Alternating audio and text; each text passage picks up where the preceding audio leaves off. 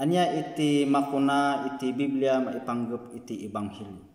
Good news. Kunana Jesus ijay Luke 4:18 kunana, the Spirit of the Lord is upon me, because He has anointed me to preach the gospel to the poor. He has sent me to heal the brokenhearted, to proclaim liberty to the captives and recovery of sight to the blind, to set at liberty those who are oppressed, to proclaim the acceptable year of the Lord.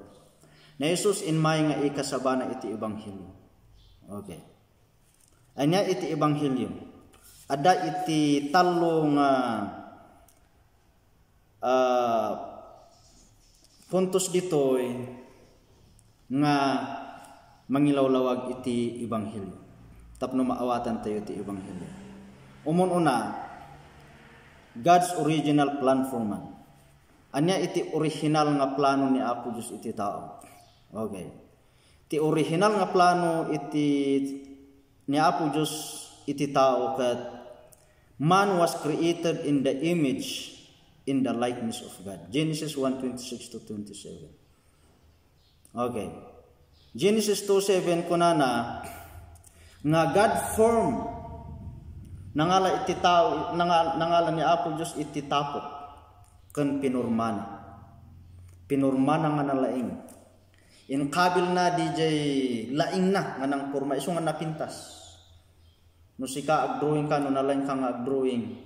Saan ka nga ag-drawing ti pangit. Kahit nga sawon DJ drawing mo ipakita mo laing na. Jay naramid ni Apo Diyos nga tao ipakita natin laing na. Okay. Iso nga man is the highest creation of God. It's not angel. Okay. Pinurmana nga nasayaat. And then niya iti inaramid na He breath, the breath of life. Iso nga nabiyag jay tao. Man became a living soul. Ini di jay breath nga inted ni Apo Diyos ijay tao. Dahil makunkuna nga eternal life. Dahil makunkuna nga God kind of life. Ti tao na adaan iti biyag ni Apo Diyos. Iso nga ti tao kat kasla Diyos. Gaputat ti tao kat naparswa gapu iti lain ni Apo Diyos. Image ni Apo Diyos. Okay. Hallelujah. Dahil God kind of life kat biningay ko iti 5. Dito God kind of life, dito eternal life nga in-impute ni Apo Diyos ijay tao. Una, righteous. Ti tao nalinteg. Number 2, ti tao na santuan, holy. Number 3, ti tao perfect. 4, ti tao na kurunaan iti glory ni Apo Diyos. Psalms 8:5. He was crowned with the glory of God. Kan number 5, ti tao ket asideg nga anak ni Apo Diyos. Maawagan nga son of God ni Adam. Okay, Luke 3:38. Adam is the son of God. Awan pa ni Jesus idi. Iso nga kasjay iti original nga plano ni Apo Diyos ti tao. Okay, awan ti problema. Man is righteous, man is holy, man is perfect, man is crowned with the glory of God. Man is the son of God. Kat no kasjay asideg nga relasyon ti tao ken ni Apo Diyos. Saan nga pulos nga panpanawan ni Apo Diyos ti tao? Wherever the man goes, sa di naman ti papanan ti tao, anday jay ni Apo Diyos. That's the original plan of God. And number 2, okay, tapno maawatan tayo, the bad news. Number 1, original plan of God for man. And number 2, the bad news. Ang bad news dito ay nagkasala si Adan. Okay. Romans 5:17. Romans 3:23. Romans 6:23. Because of the sin of one man, Adam, nagbasol amin nga tao. Romans 5:17. Isuda amin nagbasol da kat agkurang da iti dayag ti Dios. Romans 3:23. Okay. And the wages of sin is death. Romans 6:23. Okay. Isu nga idi nagbasol da adan ken iba. Okay? Inbay ni Apo Diyos kat kunana, Adam, where are you? Apay, saan nga amungatan ni Apo Diyos ti ayan? Saan na nga ibaga nga saan nga amu ni Apo Diyos ti ayan ni Adam? Ngem kayat ni Apo Diyos nga iparupa ka ni Adan. Nga nagbaso da. Nga kinanda dijay iparparit ni Apo Diyos nga saan da nga kanon. The fruit of the tree of the knowledge of good and evil. Kanon yung amin nga bunga. Iti prutas, iti kayo ijay. Kanon yung pa'y dijay bunga iti tree of life. Ta ijay sintro ada ti dua, tree of life and tree of the knowledge of good and evil. Kanon yung dijay bunga iti tree of life. Tapno kan kanon yung pumipig sa akin. Okay. But never eat the fruit of the tree of the knowledge of good and evil. Because when you eat, you will die. Matay kayo. Amtikaro na nasulisog ni Iba. Nangan ni Iba. Inted na ni Adam. Apa nga ni Adam to? Han nga nagsaludsod. Anang inbaga nga hantay nga kanon deta. Apa nga inala na akat kinan. Iso nga kunada nga ti basol ti tao, basol ti lalaki kat gapu ti babae. Hallelujah. The sin of man is because of the woman. Maday ti Apo. Kat idi nga nagbasol da, di nagbasol da ayat nga kakabsat. Okay. There is death. Daytoy death nga daytoy. Napukaw DJ eternal life kadakwana. Okay. Napukaw DJ righteousness da.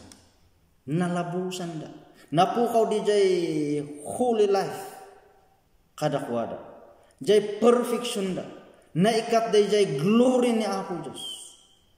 Haandan nga anak ni Apo Diyos. DJ ti death nga ibagbagana. That is spiritual death. Ang sinasabi niya doon ay spiritual death. Pagkahiwalay ng Diyos sa tao. Okay. Naisina. Dahil iti death nga ibagbagan. Spiritual death. Ngam sumarunong death nga ibagana dahil kat physical death. Mapadasan dan iti patay. Hebrews 9:27. Okay. Man is destined nga mabiyag and after death matay. Ay nire man is destined to die. Okay. But after death judgment. Okay, that is a physical death. Okay. Kat no sanda pa nga mamati iti second chance ni Apo Diyos. Sanda nga mamati ka ni Jesus. And that is eternal death. Ngum ti ibagbagana ditoy spiritual death. Amuyo iti solusyon ti tao tapno iti gastakot maisublida ko ni Apo Diyos. Ti tao nagaramid ni Adan nagaramid iti bulong tapno ibado. Data nakita da nga sila lamo-lamo day. Isu nga naglunong da. Okay. Nagaramid da iti bulong. Iti higos. Ngum in reject ni Apo Diyos jay bulong. Jay bulong nga jay irepresentana ti man's effort. Irepresentana ti man's self-righteousness. Irepresentana iti religion. Nga iti tao kayat na nga solbaran ti problema iti basol. Ngum saan nga mabalin? Ti religion kayat na pay nga ibaga nga isuda ti pudno. Isuda iti mang solbar iti solusyon. Iti basol ti tao. Ngam i-reject ni Apo Diyos. Okay. Anya iti solution ni Apo Diyos. Okay? Genesis 3:21, nagparti ni Apo Diyos iti animal. Inala na di jay lalat in pabadura kada adang kaniiwa. No kitaan tayo ni Apo Diyos mutlang tinang sulbar. Okay. Ijay Matthew 1:23, nayanak ni Jesus. He is direct from heaven. Saan nga nagapukan ni Adan? No apay nga inianak iti borhin. Kahit nga sawon, saan nga itlog ni Maria? Saan nga sperm ni Adan? It is the work of the Holy Spirit. It is direct from God. Saan nga dara iti tao ni Adan? Naganagapukan ni Adan. It is direct from heaven. Okay. He is the last Adam nga kunan ni Apostol Pablo. Namang sulbar iti basol.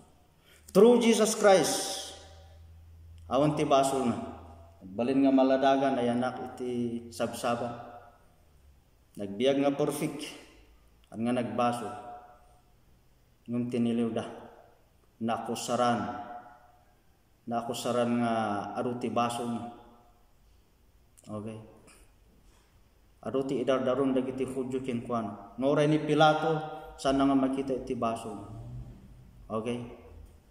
Ngam, iso natin nagbalin nga Lamb of God nga maisacrifice. Ti aramid ni Jesus is perfect. Gaputa perfect iso na eh. Perfect ni Jesus. Ngam apay nga marusa. Tapno alaan na iti baso tayo. Tapno iso na iti mangilusa iti baso tayo. Na nasapsaplit more than 39 times. And then inlan sa Ijay Cross, naduyok ti puso na, natay, in punpunda, after 3 days, nagungar. No kitaan nyo, ti trabaho ni Jesus, that is perfect. Perfect ti naramid na. 1 Corinthians 15, 1-4 and 14. Perfect ti naramid na, tapno itigas ta, into no mamati ka, ijay naramid na Jesus. Awatem iso na ijay pusong. Agsubli di jay, through Jesus Christ, awatem ti eternal life. Okay? Iso nga, awan iti daddu mga mangisalakan kin kamanipon iti baso. Saan nga kaya ti aramid mo, saan nga kaya ti relisyon. Ti pudno nga mga aramid, mangisalakan kin ka, it is Jesus. Gaputa perfect ti inaramid na. Okay. Through Jesus Christ, you will receive forgiveness. Through Jesus Christ, through His finished work at the cross, through His perfect work at the cross of Calvary. Okay. Ngumamati ka kenkwana. Patsyam ijay pusong. You will receive forgiveness. Wana, dejay kat panagbabawi dejay. Na inayon ti panagbabawi. No, agbaway ka gamin. Nang asawan, awaton ni Jesus. Okay. You will receive righteousness through Jesus Christ. You will receive sanctification. Hebrews 10:10. You will receive perfection. Hebrews 10:10. Perfection of your spirit. Gaputa ti soul kat gradually nga mapaspasan to ka. But in your spirit, you will receive perfection through Jesus Christ. You will receive the glory of God through Jesus Christ. Hebrews 9:25. 2 Corinthians 3:18. Okay.